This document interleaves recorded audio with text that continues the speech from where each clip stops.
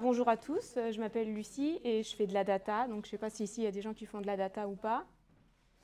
Et donc voilà, donc je me présente un peu toute seule, mais bon, et voilà, donc j'ai fait une reconversion en fait. Avant, j'avais fait de l'écologie et de l'océanographie, donc c'est l'étude des océans, voilà.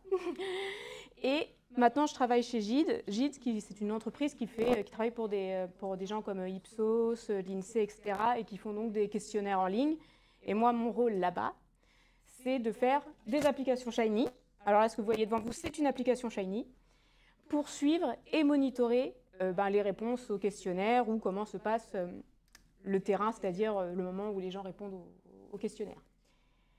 Donc moi, je suis ici donc, pour vous introduire Shiny. Je vous ai fait une application pour ma présentation. Je vous l'ai fait sous forme d'une application Shiny. Donc là, vous voyez, c'est un dashboard simple. Celui-là, c'est sans floriture, sans rien d'ajouter. C'est juste, j'ai dit à Air Shiny de me faire un dashboard. Donc c'est quoi Air Shiny? C'est un framework du langage de programmation R. Est-ce qu'il y en a qui ont déjà utilisé R ou qui connaissent déjà R? Yes! Bien. Ça, c'est cool. Et donc, c'est un framework qui permet de faire une application web. Et ça permet en plus de le faire très facilement. C'est-à-dire que moi, je ne suis pas développeuse. Le CSS, le HTML, le JavaScript, etc. Donc, il y a Air Shiny qui m'aide beaucoup. C'est justement un outil pour faire facilement des applications web quand on ne sait pas en faire. Et donc, on va plus se préoccuper, parce que je pense que c'est les gens de la data qui utilisent ça, on va plus se préoccuper des analyses plutôt que d'apprendre à faire une application web. Et surtout, qui dit application web, dit qu'on peut la partager à tous les collaborateurs. Et en plus, à la différence d'un fichier Excel, par exemple, là, il y a de l'interactivité, on peut faire bouger des choses, on peut mettre des couleurs, on peut mettre des feux d'artifice. C'est beaucoup plus sympa. Et donc, comment est structurée une application Shiny? Donc, d'abord, il y a l'interface utilisateur, qui va être de décrire la mise en page de votre application. Donc, vous aurez une partie UI, où vous direz ici, je veux un titre, ici, je veux un filtre, et ici, je veux qu'on affiche mon tableau ou mon graphique. Et il y a la partie serveur. Donc, la partie serveur, c'est celle qui va faire tous les calculs, qui, par exemple, si on lui donne des données de filtre, plus des données de couleur, par exemple, je veux un plot bleu avec 5 histogrammes dedans, c'est lui qui va calculer et qui va renvoyer à lui le rendu. Et donc l'application Shiny, c'est la combinaison des deux, de l'UI et du serveur. Et tout ce qui est réactivité de la communication entre l'UI et le serveur et ce qui se passe au niveau de l'utilisateur, justement, nous qui ne savons pas gérer ça, c'est Air Shiny qui le gère pour nous. Donc là, vous avez un petit exemple, je vous ai un peu comme si c'était une application Shiny dans une application Shiny, Inception.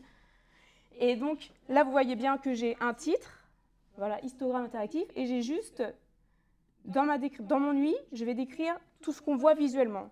Donc, on voit, j'ai dit, il y a un titre, histogramme interactif, puis après, je veux un slider input, là où je vais pouvoir choisir le nombre de barres que je veux dans mon plot, plus après, je vais dire, en dessous, je veux quoi? Je veux mon plot.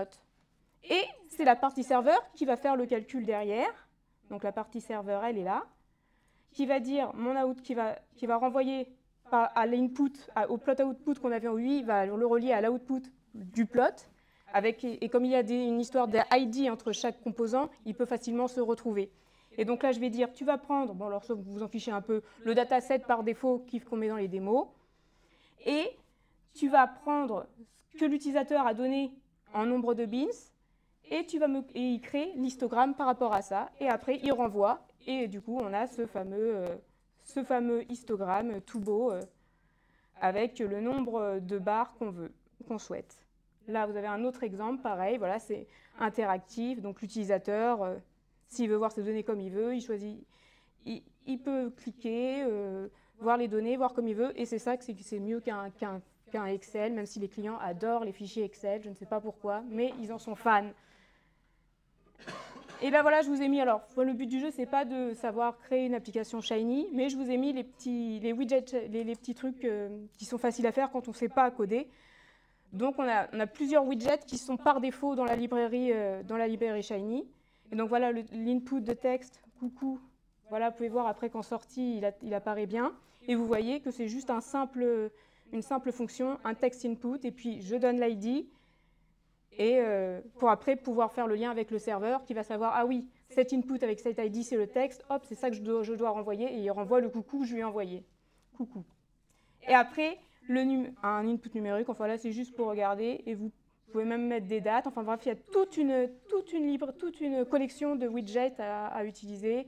Voilà, pour les sélections. Alors là, des sélections avec un drop-down, des radio buttons, des checkbox. Voilà, c'est juste une présentation rapide. Là, pareil, voilà, le slider qu'on a déjà vu. Choisir dans une plage de dates, voilà, paf. Et même des petits boutons, voilà, paf, réaction. AirShiny, c'est chouette. Voilà. Et donc, du coup, je vais vous faire un petit exemple d'utilisation. Alors, pour cela, et vous voyez que la Team Rocket, elle porte quoi? Elle porte un R. Coïncidence? Je ne sais pas. Donc, j'ai pris un fichier qui parle de Pokémon, justement, du coup, pour aller dans le sens de la Team Rocket, qui présente, en gros, si vous connaissez les Pokémon, il y a leur nom, il y a le type qu'ils sont, par exemple électrique pour Pikachu, et après il y a les statistiques sur s'ils sont bons en attaque, s'ils sont bons en défense, s'ils ont beaucoup de points de vie, etc. Et tout ça, ça fait un total de capacité qui est dans la colonne totale. Voilà. Et en plus, on sait s'ils sont légendaires ou pas, s'ils sont de la génération 1 ou pas.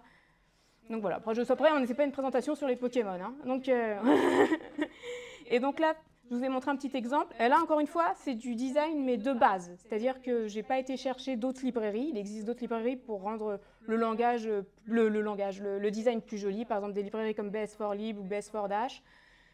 Mais là, j'ai vraiment fait brut de découvrage pour que vous voyez que juste en mettant ce qu'on veut, on obtient ça. Juste en mettant le plus simple possible. Donc là, vous avez un sélecteur. Voilà, je vais prendre Fire et admettons Poison. Voilà, j'ai en direct le filtre qui se fait. Je peux faire ici aussi directement chercher. Alors, je vais retirer ma sélection parce qu'on va chercher Pikachu, admettons.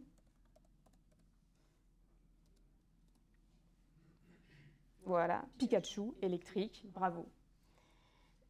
Après là, un autre genre de visualisation qui ressemble un peu à celui que je vous ai montré en exemple, où là, pareil, vous choisissez le type de Pokémon que vous voulez, donc feu et admettons poison. Bah, il n'y en a pas, donc voilà. On va dire juste des Pokémon feu, et là, vous avez la répartition du total de leur attaque. Et un troisième que j'aime bien, c'est pour comparer les capacités de deux Pokémon, Venusaur, allez hop, et celui-là. Voilà. Et maintenant, on va aller regarder ce qui se passe en vrai du côté du code. Donc, du côté du code, on a d'abord lui qui va être défini. Attendez, il faut que je remonte. Donc, d'abord, vous avez ici, vous avez la définition de la sidebar. Donc, voilà, vous lui juste dites je veux cet item-là, je veux cet item-là, je veux cet item-là. On ne fait pas beaucoup de choses, c'est pas compliqué. Et après, vous avez dans le corps de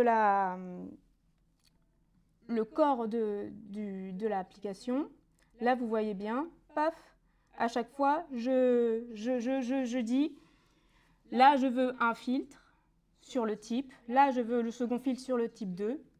Je ne sais pas si vous voyez bien le code. Là, je veux mon checkbox pour savoir si c'est légendaire ou pas. Là, c'est mon slider pour savoir si je voulais les capacités totales comprises entre tel et tel chiffre. Et là, j'ai la boîte qui dit « Et ici, je veux que tu m'affiches le tableau ». Et après, si on va dans la partie serveur, en fait, j'ai plus simple, en fait. Paf. Alors ça, c'est RStudio. RStudio, c'est l'IDE des gens qui font du R. Et oui, je sais, c'est en blanc. Ah là là, ici, je sais que vous êtes tous en noir, mais là, moi, je fais de la data, donc on est en blanc. Et oui. Ah ben, bon, j'espère que ça va aller pour vous. Alors, dans la partie serveur, l'affichage du tableau, elle est là.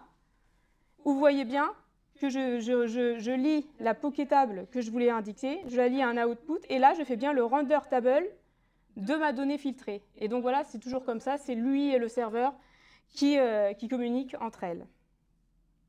Et maintenant, on va retourner sur l'application. Hop, la présentation. Donc AirShiny, pourquoi c'est bien? Parce que ça permet très rapidement de pouvoir passer d'un CSV, d'un fichier Excel à une application interactive.